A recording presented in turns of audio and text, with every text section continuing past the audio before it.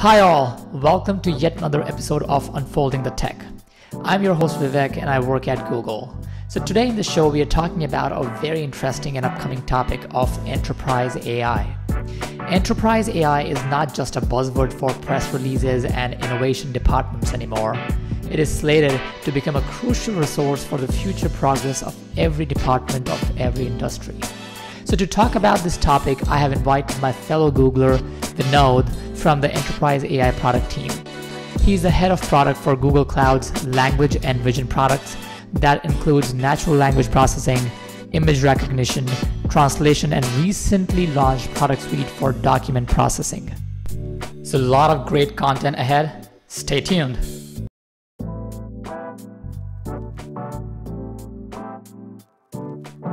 Hi Vinod, welcome to the show. Hi Vivek, very happy to be here. For our viewers, could you please tell viewers a little bit about your background? Sure, yeah. So I started my career at Microsoft a long time ago, working in the early days of internet servers and Windows NT, and dabbling in a bunch of different projects. After Microsoft, I got involved with a bunch of different startups, and my most recent startup was acquired by Dropbox. Dropbox similarly involved with a bunch of different projects, but was mostly recently running product management for the machine learning and search teams. I joined Google just about a year and a half ago, and within Google, I lead the product management team for cloud language and cloud vision. Great. Thanks, Vinod, for making time. So let's get right into our questions for the day. So my first question, what is enterprise AI and why is it being talked about more frequently in the organization these days? Oh, yeah. I mean, it's a great question to get things started. I mean, as you probably know, AI is white hot. It exploded on the scene. AI has been around for decades, right? There's been a ton of research, and AI famously went through an AI winter where people were skeptical whether AI would ever happen. Maybe in the last 10 years or so, there's been a renaissance in AI built around the explosion of techniques around deep learning, which is what happens when you're able to try AI-style algorithms but on monster quantities of data.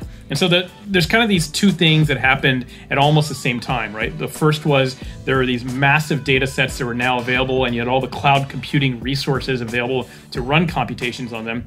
And then you had a series of algorithmic breakthroughs that took advantage of all this big data, and the combined forces resulted in the renaissance in artificial intelligence that we've seen in the last, say, 8 to 10 years.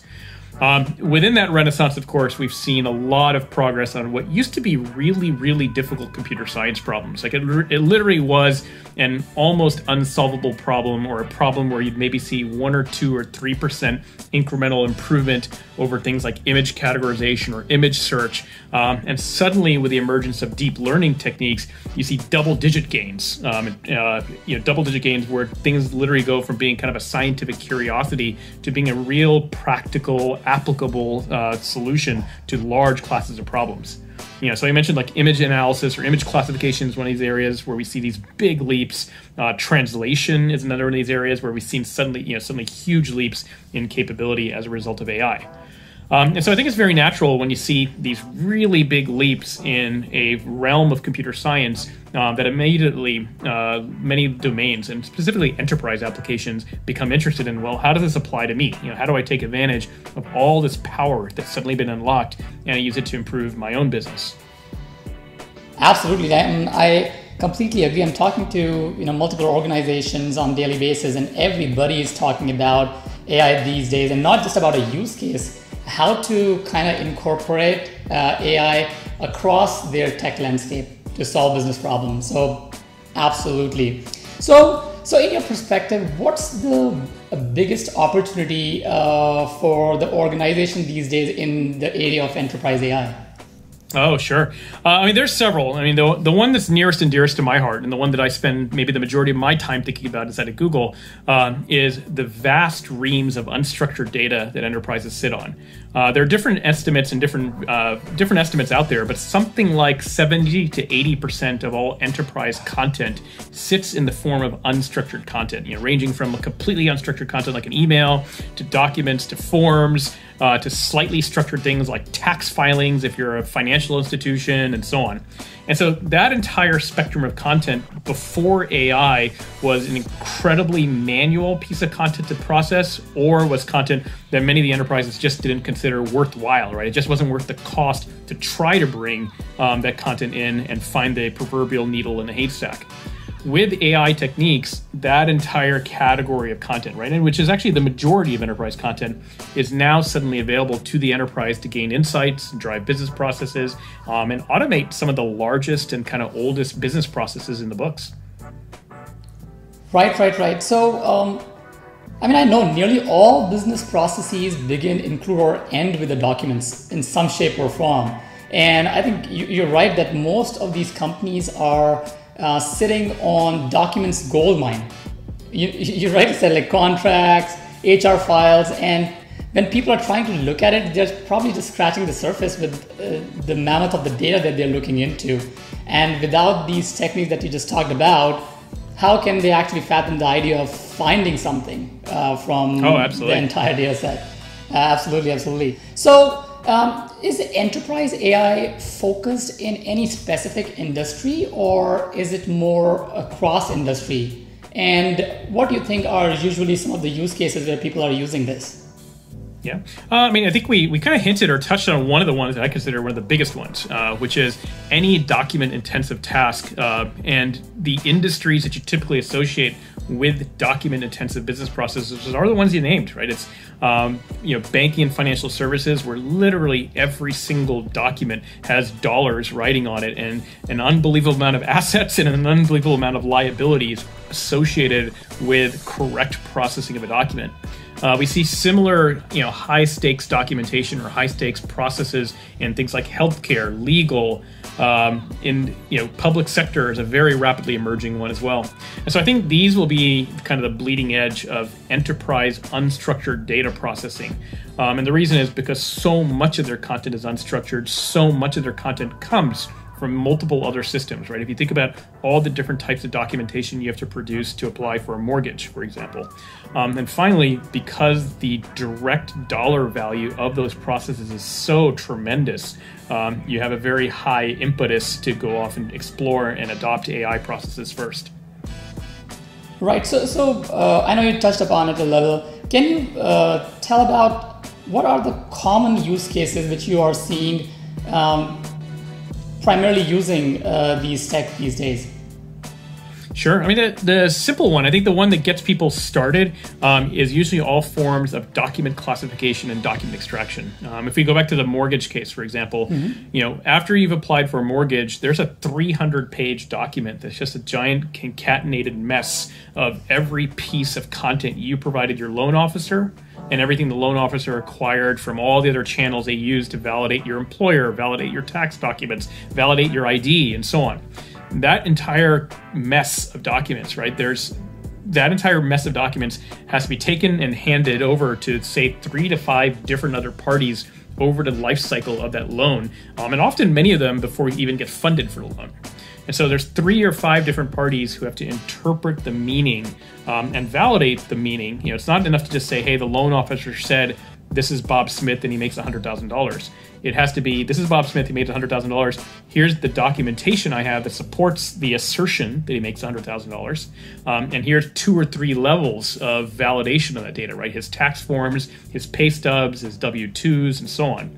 And so all that data, even when it's digitally native, right? Even when it's handed to me as a result of downloading it from QuickBooks or downloading it from my bank, still has to be validated and linked together in order to create high confidence that this guy, for example, is really who he says he is, makes the income he claims he makes, works for the employer he claims to work for, and so on.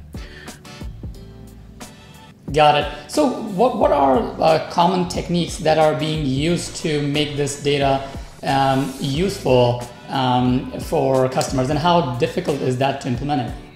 Oh, great question. Yeah, actually, yeah. One of the fun ones, and one of the reasons I really enjoy the document category in particular, is because it actually pulls in techniques from multiple schools of artificial intelligence. And so if you imagine a really simple case, like processing somebody's driver's license. There's a computer vision problem there to find the actual text. There's a natural language problem in there to understand that some bits of text inside of a driver's license are very natural to expect and often occur next to each other. So for example, the different elements of your address or different elements of your height and your weight. There's another computer vision classification problem, which is recognizing that even, there's a very big difference between saying this document you handed me had the words Ohio, Jane, and Doe in it, and saying this document you handed me is actually Jane Doe's Ohio driver's license issued on this date, expiring on this other date. And to get to that last category, right, to get that last level of business assertion about what the document's all about, requires that full gamut, right? So there's a computer vision problem of understanding or having some sense of what an Ohio driver's license should look like. The language problem of understanding all the different elements of the language or of the license and recognizing that Jane and Doe are probably a first name and a last name. And then there's probably one of the most interesting or cutting edge problems, which is the knowledge problem, right? How do you know what actually constitutes a validly issued driver's license? Like, does Google, in this case, Google actually does have some sense that Ohio, for example, is actually a state in the U.S., and as a result, it is logical that you would see a license issued by the state of Ohio as opposed to by the city of Chicago, right? And so, it's this very, very simple, seemingly simple problem, right? Take this driver's license, tell me what it's all about, but you end up chaining together cutting-edge techniques from multiple domains of AI all at once. Awesome. Great example. Thank you, Vinod. So you do market analysis and must have worked with the organization on their journey to enterprise AI, I'm sure. So in your experience, what is the biggest hurdle for organizations to implement enterprise AI? I know they're trying, but they're struggling. What do you think is the biggest hurdle? Oh, there are so many hurdles. I mean, I think, at the very beginning, there's basically, this technology is still in its infancy, and a very, very small number of people, order of magnitude 10 to 20,000 people on the planet are bona fide AI experts. And of them, a significant percentage work for Google, a significant percentage work for other many of the large enterprises out there. And so if you're a non-software or non-computer science centered enterprise, your access to talent in general is actually very, very restrained. There are just very, very few practitioners of this domain. The good news is that a lot of these techniques and a lot of what my team at Google and similar companies all work on is we work on taking all this cool technology and packaging it in a way that's much more easily consumable by the enterprise. So the enterprise doesn't have to hire a whole suite of machine learning scientists or data scientists in order to accomplish their task. And so that's just pure, do I have access to the technology, right? Making the technology useful once I have access is a whole other suite of problems, ranging from what are problems that are actually identifiable, or that, what problems can I identify in my product or my company that are actually amenable to AI-based solutions. There's, an AI-based solution has a completely different set of deployment issues associated with it versus a traditional kind of computer software solution. To pick one example, an AI solution, you're dealing with probabilities, right? Every single output of an AI system is an inference or a guess as to what's in that picture, or a guess as to what's in that driver's license, and a probability associated with that guess. When you start thinking about all your business processes in terms of probabilities and when do I strategically bring humans in the loop in order to address those probabilities, you end up with a very different process versus kind of classical structured data computer science problems. Maybe the last one, another big problem that we often see is a lot of AI problems, they are inherently data hungry problems, and something like 75-80% of all the time and energy spent in trying to deploy AI for a particular vertical problem is spent in data wrangling. And data wrangling has a ton of issues ranging from data quality, joining disparate data sets. There's a bunch of legal and PII related issues. Like, you often are talking about getting consent from the people that you're who are generating the data that you're trying to build an AI model on top of. There's a whole other level of stuff when there's PII involved in that data, right? So for example, getting consent from a mortgage applicant that their data could be used to help build a model that'll process future mortgages. These aren't easy things to get consent around, and there's a lot of techniques for getting them. But these are things as an industry we're just starting to grapple with. Got it. So I know there are hurdles. So how is Google making it any easier for customers to implement these technologies? So for Google, we have a couple things that we bring to bear. The first is obviously state-of-the-art techniques, right? When you're using a piece of Google, or when you're using an interface from Google or a piece of Google component that has AI baked into it, as a customer, you can rest assured that it is going to be the state-of-the-art technique, in many cases because Google invented the technique. And what you're consuming via Google is directly from the people who actually are credited or wrote the research paper behind those techniques. The second thing we do, and this is where my team in particular spends a lot of its time, is we spend a lot of time and energy figuring out how to package these systems in a way that's consumable by kind of traditional software engineering processes as opposed to systems that require ML specialists.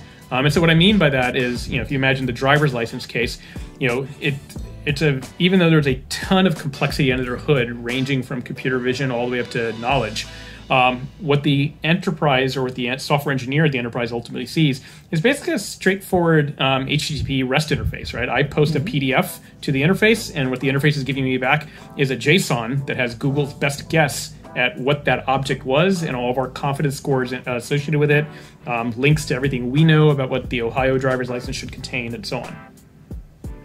Okay, got it. So that should be something for customers to look at, right? And at least when they are trying this hard thing, there is a company that is trying to help implement these technologies. So let's move on to my last question for the day so I don't keep you here any longer. Given what you talked about, if you were to predict the future of enterprise AI in the organization, what's the next frontier for this concept and the tech itself? Great question. I think, like all things, these things move in waves, they move in phases. What most of enterprises are wrapping their heads around right now is just identifying those initial use cases. And I think most of the energy is going to be around this problem of unstructured data and unstructured content that's lying around in all these repositories and turning it into structured data that I can now automate. That is going to consume the majority of the energy for the next couple of years. In parallel with that, or kind of rising in importance next to that, I think is going to be knowledge graphs. I think this is the sleeper, a little bit of a sleeper, a little bit of a cutting edge topic inside of the enterprise today, but it'll gain in importance over the next few years, which is basically, once I've taken all this knowledge that's sitting in unstructured form, converted into structured data, how do I take that data and link it into all the other meaning and all the understanding that I have as an enterprise? I mean, a really trivial example is, it's a structured or document AI level problem to say, hey, the image you gave me is a picture of a check for $100 written to Acme. The knowledge part of the problem is saying, well, Acme is a reference to potentially 5 different things or 5 different entities that my business deals with. How do I know which of the 5 different Acmes that my company deals with, right? Acme Inc., Acme LLC, Acme and Sons is actually being referred to on this check. So that's a pretty trivial example, or pretty small example, but you can imagine this problem of what are the entities, it's not just extract the entities as they exist on the check or on the document or whatever, but link it to all the other entities that I as a business deal with and make sure that there's consistency and reference and consistency and analysis against that entity. That'll kind of be the next frontier, and you'll see a lot more energy around that over the next, say, 18 to 24 months. Awesome. So thank you, Vinod. Thanks a lot for your time. It was a great conversation. I'm sure the people watching this would certainly learn from it. I did. I have one last question. Perfect. I want to understand, how do you pronounce your last name? It's Volopilil. Volopilil. Okay, thank you. I didn't try to butcher it in your introduction, so thanks for letting me know. So thanks all for watching. Until next time, stay safe and have fun. Thanks, Vinod.